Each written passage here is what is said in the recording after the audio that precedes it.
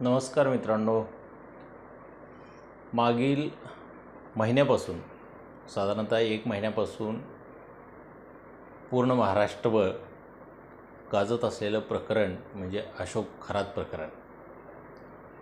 सर्वांना माहिती आहे अशोक खरात कोण आहे, त्यानं काय केलेलं आहे आणि कशा पद्धतीनं हे प्रकरण सोशल मीडियामध्ये, त्यानंतर महाराष्ट्राच्या राजकारणामध्ये, त्याचबरोबर मोठ्या मोठ्या राजकीय हस्तींच्या मानगुटीवर कशा पद्धतीने हे बसलेलं आहे हे आपण सर्वजण पाहतो आहे. आणि हे आपल्याला दररोज सोशल मीडियाच्या माध्यमातून, त्यानंतर न्यूजच्या माध्यमातून, न्यूजपेपरच्या माध्यमातून हे आपल्याला समजतं आहे.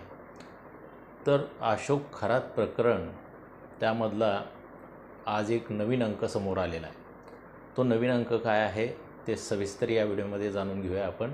नमस्कार, आपण पाहत आहात विशेष खास. तर मंडळी, अशोक खरात यानं जी काही कोट्यावधी रुपयाची प्रॉपर्टी कमवली, ही प्रॉपर्टी त्याच्याकडे आली कुठून? तर निश्चितच ही प्रॉपर्टी कमवण्याकरता त्याला बऱ्याच राजकीय पुढाऱ्यांनी, सरळ भाषेत म्हणायचं झालं तर बऱ्याच राजकीय लोकांनी त्याला मदत केलेली आहे. आणि त्या मदतीच्या स्वरूपामध्येच त्याच्याकडे ही कोट्यावधी रुपयाची प्रॉपर्टी जमा झालेली आहे. त्याचबरोबर त्यानं फसवणूक केलेली आहे. आत्ता फसवणुकीचं एक प्रकरण उघड झालेलं आहे. ते आत्ताच काही तासापूर्वी बाहेर आलेलं आहे. तर हे फसवणुकीचं प्रकरण कुठलं आहे तर शिर्डीमधल्या एका शेतकऱ्याची जमीन या खरातनं हडप केलेली आहे. खरातबरोबर अजून त्याच्यामध्ये 2 सहआरोपी आहेत. ते 2 सहआरोपी फरार आहेत.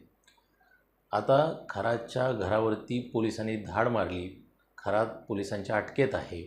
खरातच्या मुलाला पोलिसांनी अटक केलेली आहे. आणि खरातची जी पत्नी आहे कल्पना, ती मात्र फरार आहे. पोलीस तिला अटक करू शकलेले नाही.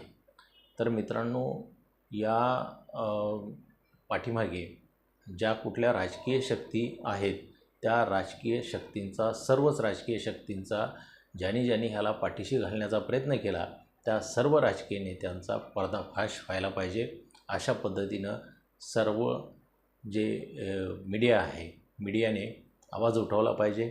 आणि मीडिया ज्या वेळेला आवाज उठवेल त्यावेळेला याचा निश्चित याच्या पाठीमागे जे कोण राजकीय नेते आहेत, ज्यांच्या ह्याच्यावरती राजकीय वरदहस्त आहे, त्यांचा पर्दाफाश झाल्याशिवाय राहणार नाही. तर मित्रांनो, अशा पद्धतीची प्रकरणं ही महाराष्ट्राच्या राजकारणामध्ये, महाराष्ट्राच्या सार्वजनिक जीवनामध्ये असलेल्या लोकांच्या याच्यामध्ये हे असणं, इन्व्हॉल्व असणं हे अतिशय धक्कादायक आहे.